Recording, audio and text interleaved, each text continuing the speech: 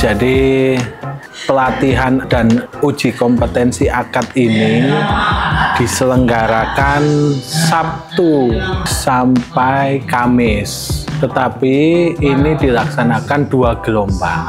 Jadi per gelombang itu 3 hari. Gelombang pertama tanggal 3 sampai tanggal 5, gelombang kedua tanggal 6 sampai tanggal 8. Dan di tiap gelombangnya terdiri dari 22 peserta. Agar apa? Hasilnya optimal dan berkualitas. Karena hasil evaluasi dari pelatihan dan uji kompetensi yang sebelum-sebelumnya, jika peserta lebih dari 30, itu hasilnya kurang optimal.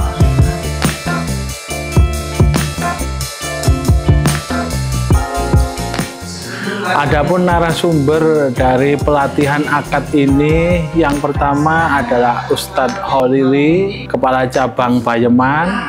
Yang kedua Ustadz Wahid, Kepala Cabang Pembantu Blega, yang insya Allah sudah KBO sekarang, KBO Tanah Merah. Dan Ustadz Taufik Kasir, Cabang Pembantu Python. 3 pemateri ini nanti akan berkolaborasi 2 hari, di hari pertama dan hari kedua. Hari ketiga peserta akan ada uji lesan atau interview. Adapun tim penguji ini ada 4. Yang pertama Ustadz Imron Husna, Sekretaris Pengurus. Terus Yai Gofur, anggota Dewan Syariah. Ustadz Nurholis Muhtar, Waka 2, dan Ustadz Soleh Wafi, yaitu General Manager. Nah, itu nanti di hari ketiga beliau-beliau akan menguji peserta. Adapun peserta dari pelatihan akad dan uji akad ini adalah pimpinan-pimpinan kantor. Tujuan pelatihan dan uji kompetensi kali ini yaitu sebenarnya meningkatkan keahlian pimpinan dalam pengikatan akad syariah, baik di tabungan maupun di pembiayaan. Karena itu menjadi pembeda koperasi syariah dengan koperasi-koperasi konvensional.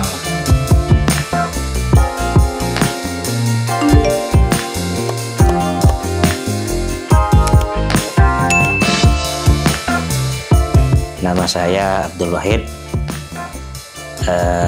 Saya salah satu pemateri dalam pelatihan akad syariah ini.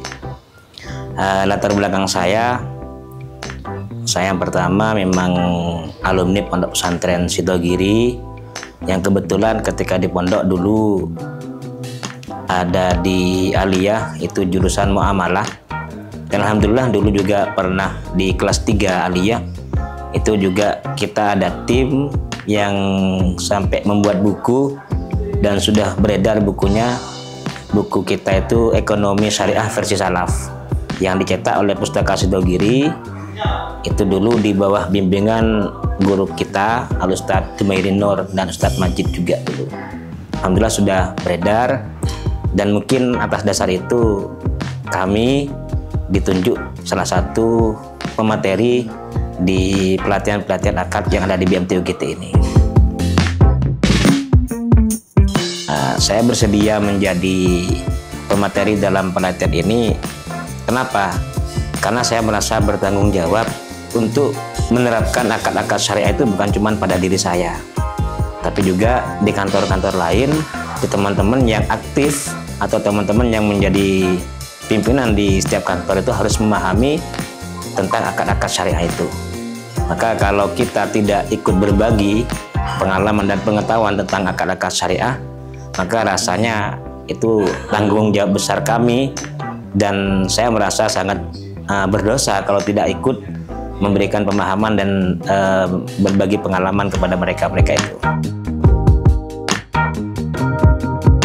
Kalau materi yang kita berikan, pertama tentang dasar-dasar muamalah kemudian aplikasi-aplikasi akad-akad yang kita gunakan di Koperasi BMT UGT ini, terutama baik itu di tabungan ataupun di pembiayaan. Kalau simpanan itu ada akad mudharabah musyarakah dan sebagainya.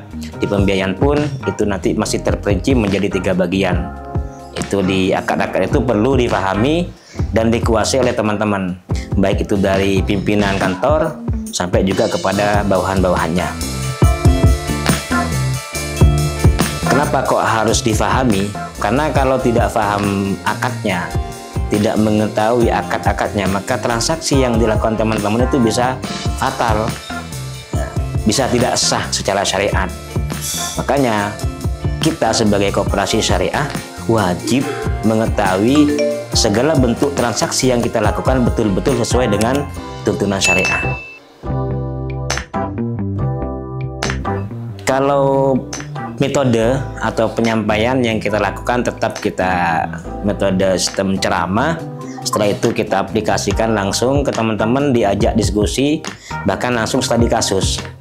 Dengan studi kasus itu teman-teman langsung lebih paham, bukan cuma teori yang disampaikan. Ketika mereka sudah paham teori, nanti ada studi kasus, misalnya ada anggota yang memerlukan ini, bagaimana yang pas, itu studi kasus seperti itu yang kita lakukan, dan itu kita praktikkan setiap pelatihan. Tujuannya apa? Supaya mereka itu bisa mempraktekkan teori yang sudah kita sampaikan, bisa dipraktekkan langsung oleh teman-teman peserta pelatihan itu. Kalau untuk memastikan akad yang digunakan betul-betul sesuai dengan syariah, selain kita mengadakan pelatihan, selain kita juga seperti itu, juga kita adakan audit kepatuhan syariah. Ada audit kepatuhan syariah yang sudah kita lakukan dari tim itu. Yang pertama, kita mengecek atau mengaudit di kantor masing-masing, baik dari segi transaksi simpanannya, aplikasi akadnya, kemudian di klausul akadnya, penandatanganannya. Setelah itu kita cross check langsung ke anggota. Bukan cuma karyawan yang kita tanyakan, yang kita audit, tapi juga ke anggota untuk memastikan bahwa transaksi itu betul-betul dilaksanakan baik oleh informasi dari karyawan dan informasi dari anggota, supaya dua arah sama-sama paham dan klop informasinya.